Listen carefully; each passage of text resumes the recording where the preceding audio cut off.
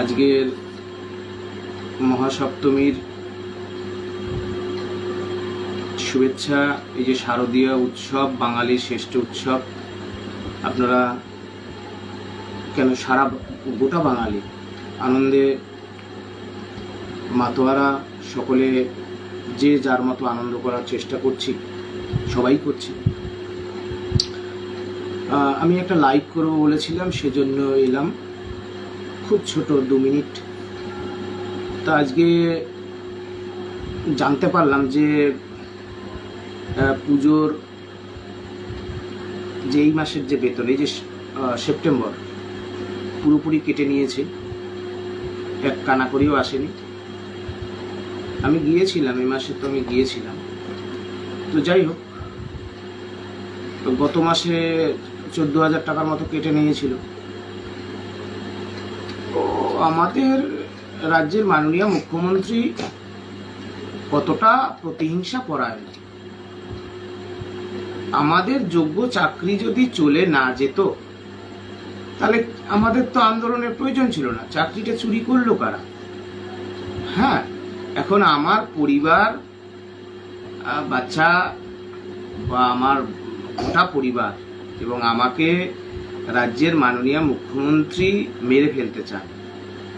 সেগুলো আপনারা দেখেছেন। গত 18ই আগস্টে পুলিশি নির্যাতন দেখেছেন, 1 সেপ্টেম্বরের পুলিশি বর্বরতা দেখেছেন, গত মাসে দেখেছেন যে বেতন কেটে নেওয়ার পর্ব শুরু হয়েছে, এ মাসে পুরোপুরি কেটে নিয়েছে, পুরো অনাহারে মারতে চান। তো যাই হোক, 3 বারের পরিবর্তনের মাননীয় মুখ্যমন্ত্রী, তিনি আমাদের মুখ্যমন্ত্রী হয়েছেন। লড়াই আন্দোলন লড়েছেন, হ্যাঁ, যোগ্য চাকরি চুরি করেছেন, তার মন্ত্রীরা চাকরি বিক্রি করেছে।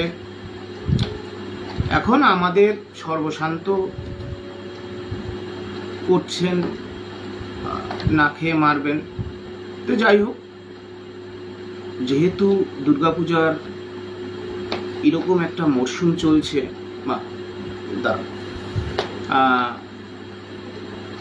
সবাই আনন্দে আছেন, আপনাদের সেই সময় মূল্যবান সময় নেওয়াও আমার ব্যক্তিগত বিষয়, আপনাদের কাছে বলে আপনাদের সময় নেওয়াটাও আমার কাছে বেদনার। যে এটাই হচ্ছে আমাদের রাজ্যের মাননীয় মুখ্যমন্ত্রী, এরকমই হচ্ছে তার বর্ণময় চরিত্র। তার আমলে চাকরি বিক্রি, যোগ্যদের চাকরি চলে যাওয়া, তার মন্ত্রীরা, নেতারা লাইন দিয়ে চাকরি বিক্রি করেছেন। আর এই তো হলো পরিস্থিতি। এখন হয় কি, যে লড়াই সংগ্রামে যখন আমরা নেমেছি, দুর্নীতির বিরুদ্ধে যখন এই লড়াইয়ে আমরা নেমেছি, পিছিয়ে মরার জায়গা নেই, লড়াই চলবে। চাকরিহারাদের আমার অনুরোধ, সমস্ত চাকরিহারাদের অনুরোধ, নতুন চাকরি প্রার্থী 22 স্টেট, 23 স্টেট,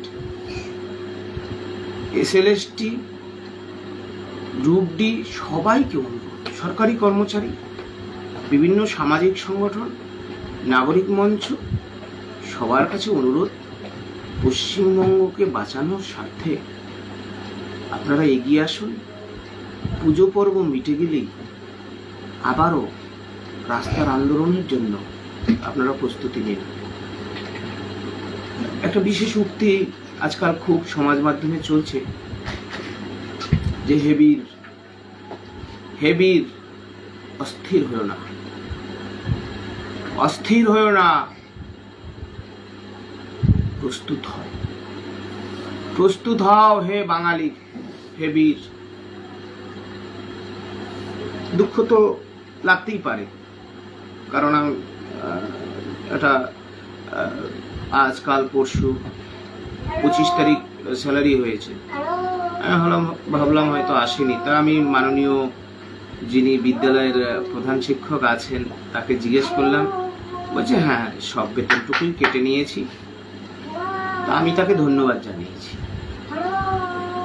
ঠিক আছে, সকলকে শুভেচ্ছা, আপনাদের পুজো ভালো কাটুক, লড়াই আসুক, দুর্নীতির বিরুদ্ধে এই লড়াইটা লড়তে হবে, লড়তে হবে, আপনাদেরকে হাল ধরতে হবে, হেরে গেলে চলবে না। মনে যতই ব্যথা থাকুক না কেন, এই লড়াই থেকে কোনো অবস্থাতেই ফিরে যাব না, লড়াইটা চলবে। দুর্নীতির বিরুদ্ধে ন্যায়ের লড়াই, আমার যোগ্য চাকরি ফেরত চাই, সেই লড়াই চলবে।